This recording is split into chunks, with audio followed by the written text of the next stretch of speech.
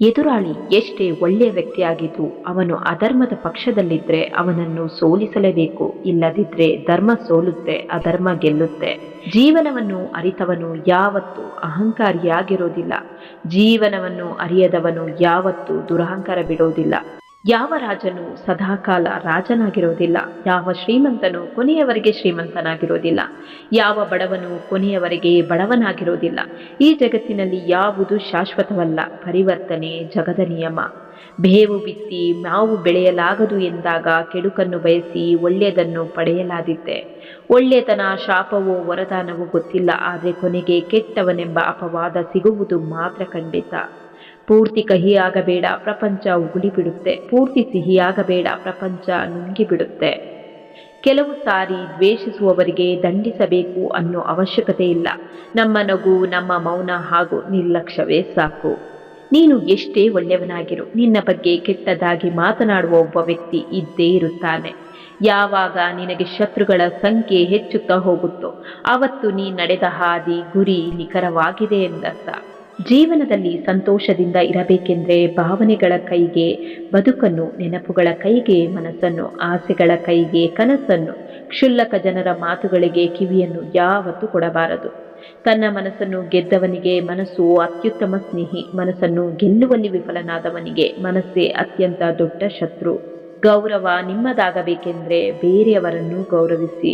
ಅಧರ್ಮದಿಂದ ಶತ್ರು ಕೆಲವೊಮ್ಮೆ ಗೆಲ್ಲಬಹುದು, ಆದರೆ ಕರ್ಮ ಎದುರಾಗುವ ವೇಳೆ ಧರ್ಮ ಅವರನ್ನು ಸುಡಲು ಆರಂಭಿಸುತ್ತೆ. ಅವರ ನಿರ್ನಾಮ ತಪ್ಪಿಸಲು ಯಾರಿಂದಲೂ ಸಾಧ್ಯವಿಲ್ಲ. ತಪ್ಪು ಹೆಜ್ಜೆ ಇಡುವುದು ಸಹಜ, ಬೇಗ ಎಚ್ಚೆತ್ತುಕೊಳ್ಳುವುದು ಬುದ್ಧಿವಂತಿಕೆ. ತಪ್ಪಾದಾಗ ಕೊರಗುವುದಕ್ಕಿಂತ ಮುಂದೆ ತಪ್ಪಾಗದಂತೆ ನಡೆದುಕೊಳ್ಳುವುದು ಉತ್ತಮ. ಯಾರು ಯಾವಾಗ ಮತ್ತು ಹೇಗೆ ಬದಲಾದರು ಎಂದು ಯೋಚಿಸಬೇಡಿ, ಅವರು ನಿಮಗೆ ಏನು ಕಲಿಸಿದರು ಎಂಬುದನ್ನು ನೆನಪಿಡಿ. ವ್ಯಕ್ತಿತ್ವ ಸ್ವಲ್ಪ ಕಠೋರವಾಗಿರಬೇಕು. ಇಲ್ಲವೆಂದರೆ ಕೆಲವು ಸಂದರ್ಭಗಳಲ್ಲಿ ನಮ್ಮ ಅತ್ಯಂತ ಸರಳತೆ ಹಾಗೂ ಸವಿನುಡಿಗಳನ್ನು ನಮ್ಮ ದೌರ್ಬಲ್ಯ ಮತ್ತು ನಟನೆ ಎಂದು ಪರಿಗಣಿಸಲಾಗುತ್ತೆ. ಯಾರು ಏನೇ ಹೇಳಿದ್ರೂ ಶಾಂತವಾಗಿರಿ, ಯಾಕೆಂದರೆ ಬಿಸಿಲು ಎಷ್ಟೇ ಪ್ರಬಲವಾದರೂ ಸಾಗರವನ್ನು ಬತ್ತಿಸಲು ಸಾಧ್ಯವಿಲ್ಲ. ಸಂಕಷ್ಟಗಳು ಬಂದಾಗ ಯಾರು ಸಹಾಯ ಮಾಡುತ್ತಾರೆ ಎಂದು ಚಿಂತಿಸಬೇಡಿ, ಈಗ ಯಾರು ಕೈ ಬಿಟ್ಟು ಹೋಗುತ್ತಾರೆ ಎಂದು ಯೋಚಿಸಿ. ಕೊನೆಯಲ್ಲಿ ಭಗವಂತರೇ ನಮ್ಮ ಕೈ ಹಿಡಿಯೋದು. ಯಾವ ವ್ಯಕ್ತಿಯು ನನ್ನಿಂದ ಏನನ್ನೂ ಮಾಡಲಾಗುವುದಿಲ್ಲ ಎಂದು ತಿಳಿದಿರುತ್ತಾನೋ ಅವನಿಂದಲೇ ಒಂದು ಮಹತ್ ಕಾರ್ಯವಾಗುತ್ತೆ. ಮೆಚ್ಚಿಸಲಕ್ಕಾಗಿ ಬದುಕಬೇಡ, ಇಚ್ಛಿಸಿದಂತೆ ಬದುಕು. ಜನರು ದೇವರನ್ನೇ ಮೆಚ್ಚಲಿಲ್ಲ, ಇನ್ನು ನೀನ್ಯಾವ ಲೆಕ್ಕ. ಒಮ್ಮೆ ಮನಸ್ಸು ಸತ್ತರೆ ಮಾತನಾಡುವ ಯೋಚನೆಯೂ ಸಾಯುತ್ತೆ. ಅದೆಷ್ಟೋ ಬಾರಿ ದೇವರ ಜೊತೆ ಮುನಿಸಿಕೊಂಡ್ರೂ ಕಷ್ಟ ಬಂದಾಗ ಮೊದಲು ನೆನಪಾಗೋದು ದೇವರು. ಕಷ್ಟಗಳ ಕೊಡುವ ಪಾತ್ರಧಾರಿಯೂ ಅವನೇ, ಕಷ್ಟಗಳ ಎದುರಿಸಲು ಜೊತೆಯಾಗುವ ಪಾತ್ರಧಾರಿಯೂ ಅವನೇ. ಒಂದು ಮಾತು ನೆನಪಿನಲ್ಲಿ ಇಟ್ಟುಕೊಳ್ಳಿ, ಸುಖದಲ್ಲಿ ಎಲ್ಲರೂ ಸಿಗುತ್ತಾರೆ, ಆದರೆ ದುಃಖದಲ್ಲಿ ಕೇವಲ ಭಗವಂತ ಮಾತ್ರ ಸಿಗುವನು. ಮತ್ತೊಬ್ಬರನ್ನು ನೋಯಿಸುವ ಮೊದಲು ಯೋಚಿಸಿ, ಆ ನೋವು ನಿಮಗಾದ್ರೆ ಹೇಗಿರುತ್ತೆ ಎಂದು. ನಿಮ್ಮ ಗುರಿಯನ್ನು ಸಾಧಿಸುವಲ್ಲಿ ನೀವು ವಿಫಲವಾದರೆ ತಂತ್ರವನ್ನು ಬದಲಾಯಿಸಿ, ಗುರಿಯನ್ನಲ್ಲ. ಎಲ್ಲರೂ ಇಷ್ಟಪಡುವಷ್ಟು ಸರಳವಾಗಿರಿ, ಹಾಗೆ ಯಾರೂ ಸರಳವಾಗಿ ಯಾಮಾರಿಸದಷ್ಟು ಜಾಣ್ಮೆ ಇರಲಿ. ಕೆಟ್ಟ ದಿನಗಳು ಶಾಶ್ವತವಲ್ಲ, ಅದನ್ನು ಸಮಾಧಾನವಾಗಿ ತೆಗೆದುಕೋ. ಭಯಪಡಬೇಡ. ಇಲ್ಲಿ ನಾನು ಯಾರಿಗೂ ಬೇಡವಾದೆ ಎಂದು ಅಳಬೇಡ. ನೀನು ಎಲ್ಲರಿಗೂ ಬೇಕಾಗುವ ಸಮಯ ಬಂದೇ ಬರುತ್ತೆ. ಆಗ ನಿನ್ನ ಬೆಲೆ ಎಲ್ಲರಿಗೂ ತಿಳಿಯುತ್ತೆ. ಸಮಯ ತಿರುಗಿದಾಗ ಎಲ್ಲವೂ ಬದಲಾಗುತ್ತೆ. ಆದ್ದರಿಂದ ಒಳ್ಳೆಯ ಸಮಯದಲ್ಲಿ ಹೆಮ್ಮೆ ಪಡಬೇಡಿ ಮತ್ತು ಕೆಟ್ಟ ಸಮಯದಲ್ಲಿ ತಾಳ್ಮೆ ಕಳೆದುಕೊಳ್ಳಬೇಡಿ.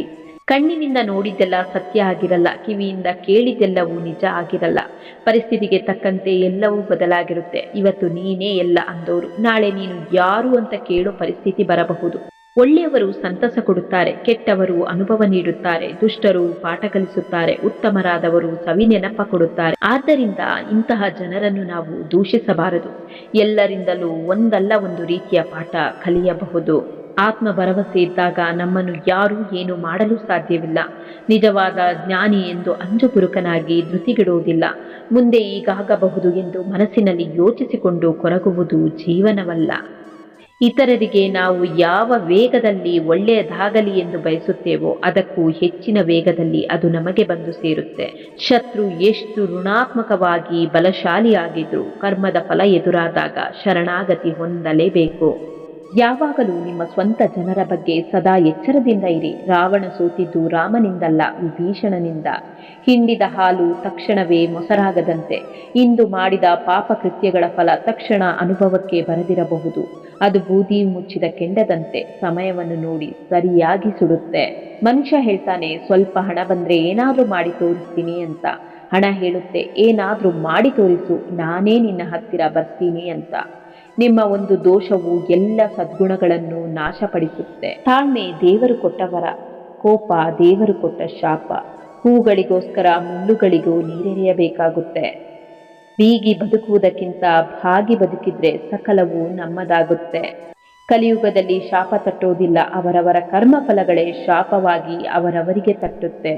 ದೇವರು ವಿನಯವನ್ನು ನಡತೆಯನ್ನು ನೋಡುತ್ತಾನೆ ಹೊರತು ಜಾತಿಯನ್ನಲ್ಲ. ಸಮಯ ಇಲ್ಲವೆಂದು ಸಂಬಂಧಗಳನ್ನು ಮರೆತರೆ ಸಮಯ ಸಿಕ್ಕಾಗ ಮಾತನಾಡಲು ಸಂಬಂಧಗಳೇ ಇರುವುದಿಲ್ಲ. ಕೈ ತುಂಬ ಕೆಲಸ, ಕಣ್ತುಂಬ ನಿದ್ದೆ ಇದ್ದವನೇ ನಿಜವಾದ ಶ್ರೀಮಂತ.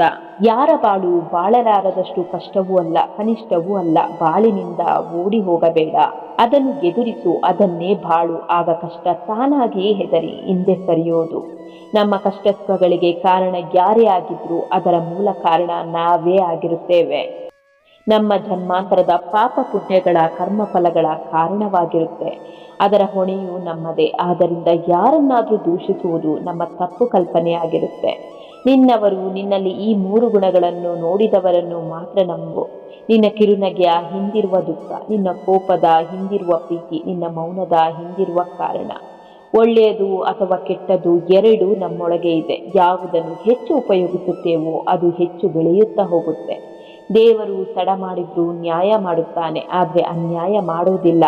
ತಡ ಆಗುವುದರ ಹಿಂದೆ ಅದ್ಭುತಗಳೇ ನಡೆಯುತ್ತೆ, ಕಾದು ನೋಡಬೇಕಷ್ಟೇ.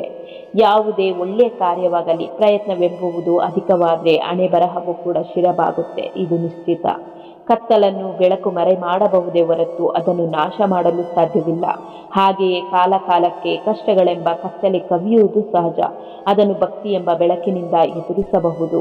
ಅಧರ್ಮದ ಹಾದಿಯಲ್ಲಿ ಯಾವ ಅಡೆತಡೆಗಳೂ ಇರುವುದಿಲ್ಲ, ಆದರೆ ಅದು ಸೇರುವ ಗುರಿ ಮಾತ್ರ ನರಕ. ಧರ್ಮದ ಹಾದಿಯಲ್ಲಿ ಸಾಕಷ್ಟು ಅಡೆತಡೆಗಳು ಬರುತ್ತೆ, ಆದರೆ ಅದು ಸೇರುವ ಗುರಿ ಮಾತ್ರ ಸ್ವರ್ಗ. ಪ್ರಾರ್ಥನೆ ಫಲಿಸುತ್ತೆ ಅನ್ನೋದು ಎಷ್ಟು ಸತ್ಯವೋ, ಶಾಪವೂ ಫಲಿಸುತ್ತೆ ಅನ್ನೋದು ಅಷ್ಟೇ ಸತ್ಯ. ದಯವಿಟ್ಟು ಯಾರಿಗಾದರೂ ನೋವು ನೀಡುವ ಮುನ್ನ ಆ ನೋವಿನ ಬಗ್ಗೆ ಯೋಚಿಸಿ. ಯಾರು ಕೇವಲ ತನ್ನ ನೋವುಗಳನ್ನು ಅಪ್ಪಿಕೊಂಡು ಬದುಕುತ್ತಾರೋ ಅವರು ದುರ್ಬಲರಾಗುತ್ತಾರೆ. ಆದರೆ ಯಾವ ವ್ಯಕ್ತಿ ಸಮಾಜದ ನೋವುಗಳನ್ನು ತನ್ನ ಹೃದಯಕ್ಕೆ ಅಂಟಿಸಿಕೊಂಡು ಬದುಕುತ್ತಾನೋ ಅವನು ಶಕ್ತಿಶಾಲಿಯಾಗುತ್ತಾನೆ. ಮನಸ್ಸಲ್ಲಿ ಆಸೆಗಳು ಕಡಿಮೆ ಆದಷ್ಟು ನೆಮ್ಮದಿ ತಾನಾಗಿಯೇ ನಮ್ಮನ್ನು ಹುಡುಕಿಕೊಂಡು ಬರುತ್ತೆ. ಪ್ರಶ್ನಿಸುವ ಗುಣ ನಿಮ್ಮಲ್ಲಿ ಹೆಚ್ಚಾದಷ್ಟು ನಿಮಗೆ ಶತ್ರುಗಳ ಸಂಖ್ಯೆ ಹೆಚ್ಚಾಗುತ್ತೆ. ಇದೇ ಬದುಕಿನ ಕಠೋರ ಸತ್ಯ.